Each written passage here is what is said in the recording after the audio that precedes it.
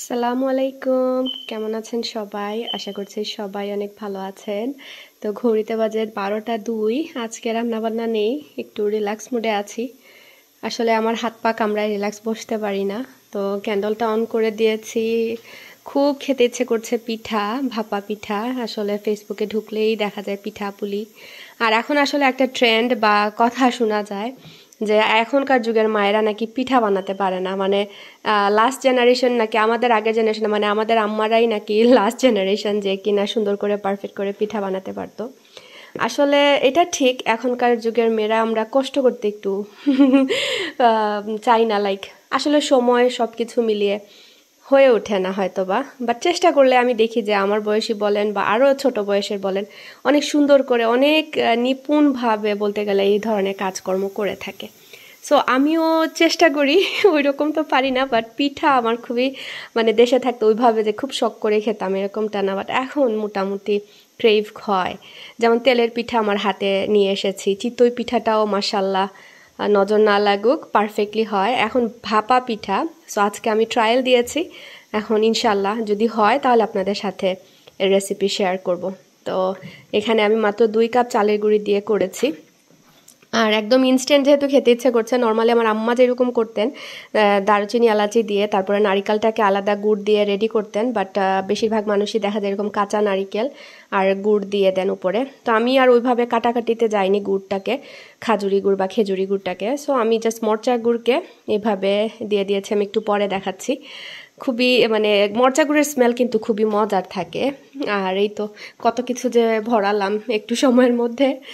আর এইটা আমি শিকাগো থেকে অনেক আগে, মনে করেন ফার্স্ট টাইম যখন আমেরিকাতে আসার পরে গিয়েছিলাম তখন এটা নিয়ে এসেছিলাম কিয়ামের। বাট এই হাঁড়িগুলো না একদম অ্যাটাচ করা থাকে, বড়ই খারাপ লাগে যে ধোয়া যায় না। এই যে কিয়াম ব্র্যান্ডের, তো ধোয়া যায় না বলতে কি ভেতরে তো আমি দেখতে পাচ্ছি না কি হচ্ছে না হচ্ছে। তো বিসমিল্লাহ করে দিয়ে দিই। সো এই তো আমার এই কাপড়টাও আছে, আম্মা বানাতেন আমার ঘরে যখন ছিলেন। তো এই কাপড়টাও আমি খুঁজে বের করেছি। ছোট কাপটা, এটা আমার দাদির হাতের কাপ, চিন্তা করুন কত বছর পুরনো আমলের এই কাপ। এই যে এটা আগের দিনে যারা বাংলাদেশে চাটা খেয়েছেন, এই কাপ প্লেট, এটা আসলে সুন্দর করে মাজতে হবে। এটা ময়লা না, বাট সামহাও এটা এরকম হয়ে গিয়েছে। দেখি বিসমিল্লাহ করে, আল্লাহ গরম ভাপ আসছে, উপস দেখি হয় কি না। আমি তো বেশি মনে চাপ দিই, ও মা যে গরম, আমি কিভাবে কি করব এখন, এটারে তুলি কিভাবে?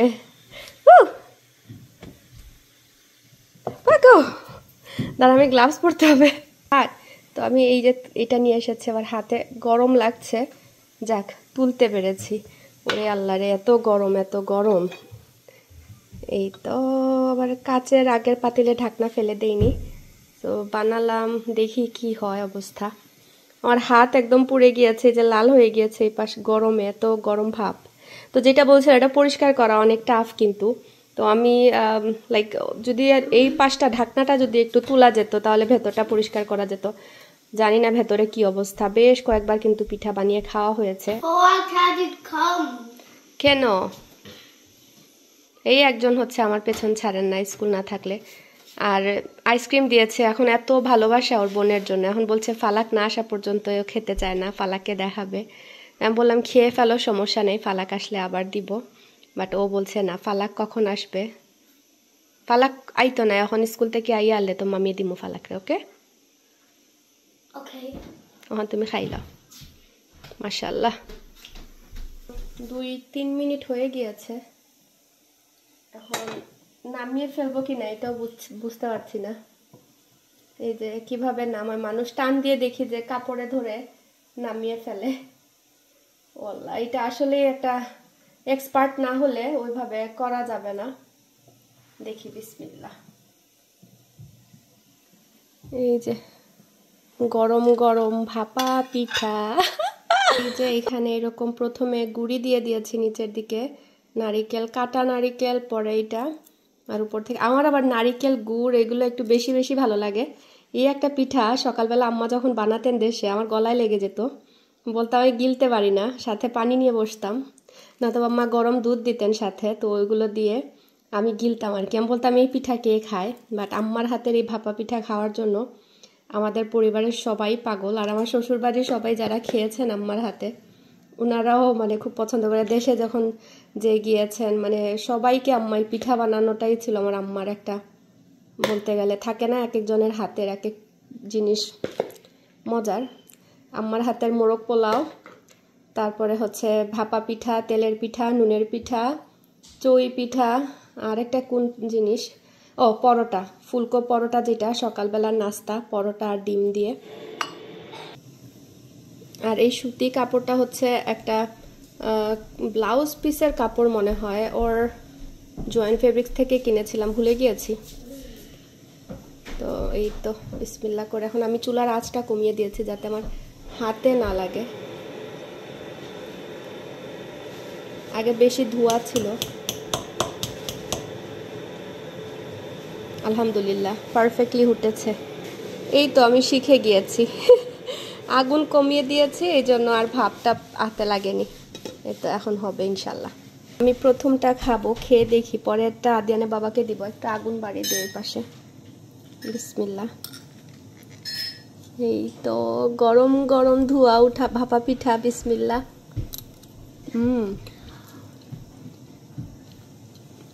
উইকেন্ডে আম্মা আসলে বানিয়ে খাওয়াবো।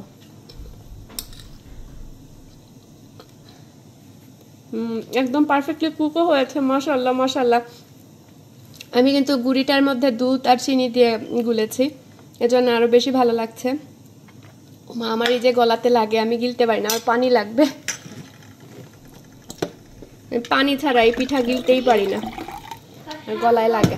আমার এমনিতে ভাত খাওয়ার সময় দেখা যায় অনেক পানি খাই। মানুষের অসাধ্য বলতে কিছুই নেই, তো চেষ্টা চালিয়ে যাচ্ছি। আলহামদুলিল্লাহ এইটা মোটামুটি দেখতে শুনতে পারফেক্ট হয়েছে। তো আমি যখন রেসিপিগুলো শেয়ার করি তখনই আমার যেগুলোতে কষ্ট হয়েছে বা যেগুলো আমি করতে পারিনি বা আমার যেগুলো মনে হয়েছে যে এই টিপসগুলো ফলো করলে ভালো হবে, আমি সেগুলোই আপনাদের সাথে শেয়ার করি। এই জন্য হয়তো বা আপনারা এত পছন্দ করেন। এই যে দেখুন, এইটা আমার সেকেন্ড পিঠা, আই মিন থার্ড পিঠা, দেন ফোর্থ পিঠা।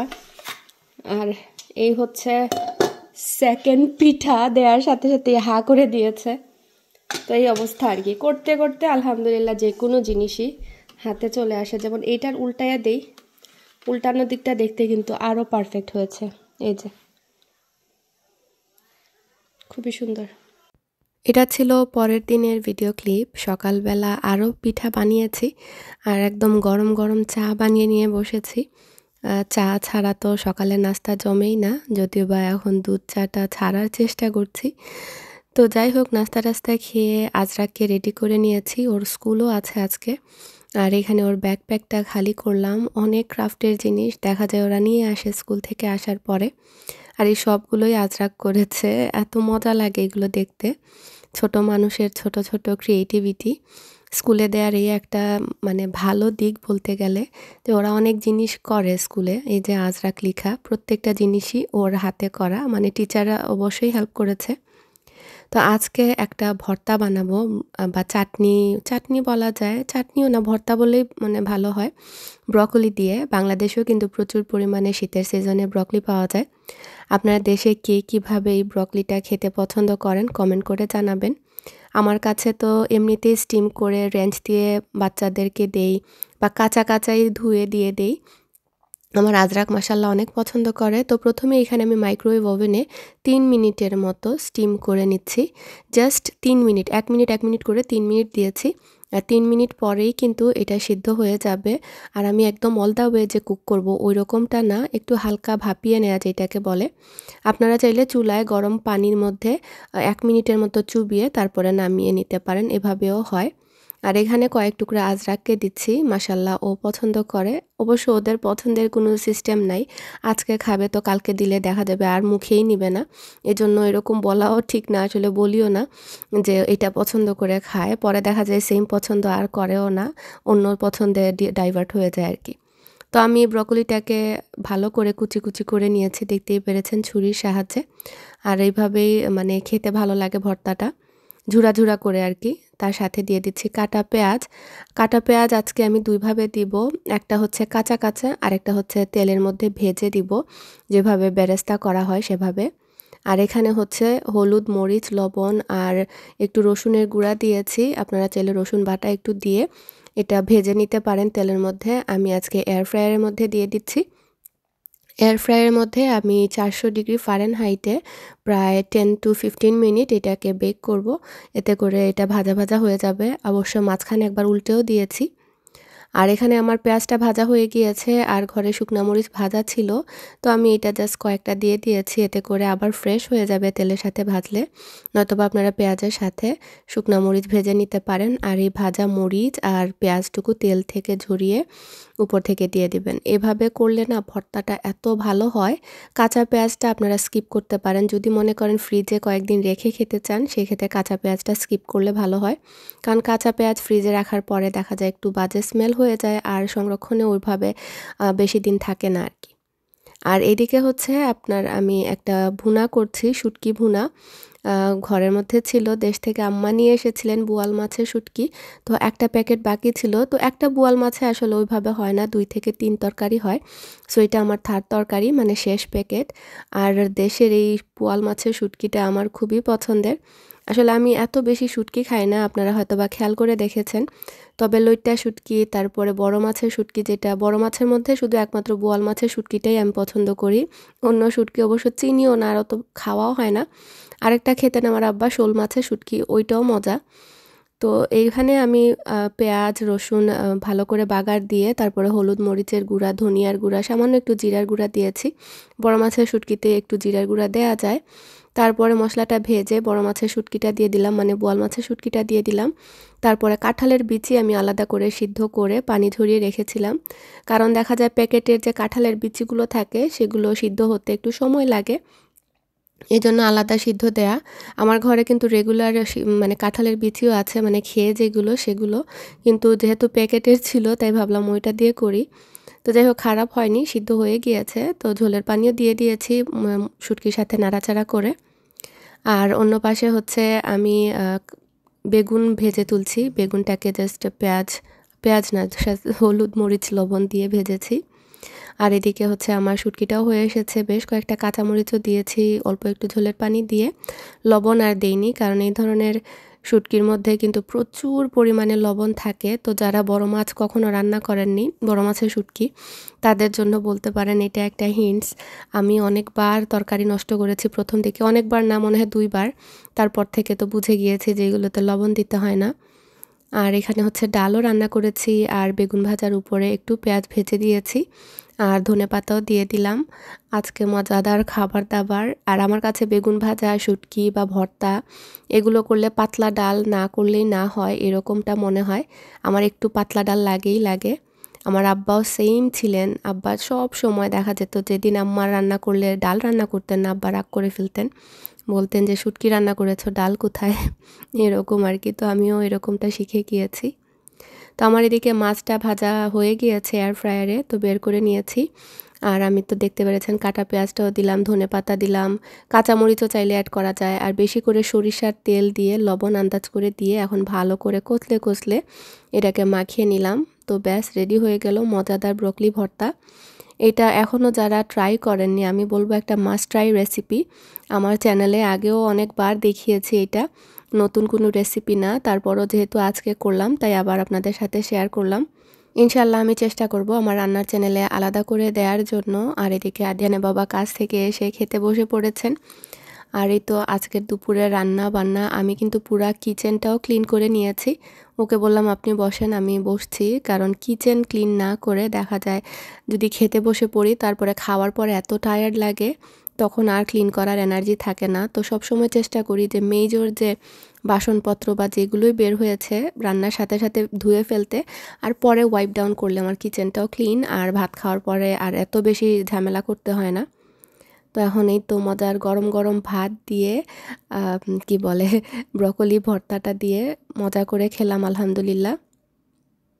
আর এটা ছিল সন্ধ্যার সময়। আমি ফালাক আজরাকে এই নিয়ে এই কি বলে ম্যাগনেটের পাজল বা ম্যাগনেট ব্লকস, এগুলো 3rd বক্স দিলাম। এটা অবশ্য ওদের 2nd বক্স। তারপরে আমি আরেকটা বক্স এনে দিয়েছি। এটা ছিল 60 পিসের, পরেরটা আমি 2 দিন পরে আরও 100 পিসের একটা আনিয়ে দিই, কারণ এরা ঝগড়া লেগে যায়, দেখা যায় এদের এনাফ হয় না। আর এই একটা টয় মাশাল্লাহ এত মনোযোগ দিয়ে এত লম্বা সময় ধরে খেলে যেটা কিনা অন্য কোনো টয় দিয়ে না। যেমন এই ভিডিও ক্লিপগুলো প্রায় 1 উইক or 1.5 উইকের আগের। এখন অবধি ওরা আমার ফ্যামিলি রুমের ফ্লোর ক্লিন করতে দেয় না। দেখা যায় ক্লিন করে রাখলেও আবার নামিয়ে খেলে। আর এই ট্রেন সেটটা অর্ডার করেছি আজরাকের জন্য। আজরাক কয়দিন ধরে বলছিল শুধু চুচু ট্রেন, চুচু ট্রেন। তো আমি ভাবলাম যে এইভাবে ওদেরকে দিলে মজা পাবে। আর এখানে রাত্রেবেলা আমরা বসে হোম অ্যালোন মুভিটা দেখছিলাম। ছুটির দিন মানেই হচ্ছে হোম অ্যালোন। এটা ফ্রাইডে নাইট ছিল, পরের দিন তো বন্ধ, তো দেখা যায় হোম অ্যালোনটা দেখতেই হবে। বিশেষ করে আজরাক পছন্দ করে। মাশাআল্লাহ ওর কি পাকামো নাচ। দোয়া করবেন সবাই ওর জন্য, আমার সব বাচ্চাদের জন্য। আসলে ও তো ছোটো, এজন্য ওকেই বেশি রেকর্ড করা হয়ে যায়। দেখা যায় মজার মজার সব কাণ্ড করে। ফালাকা দিয়ান তো মাশাআল্লাহ একটু বুঝে এখন। তো সবাই ভালো থাকবেন। আসসালামু আলাইকুম।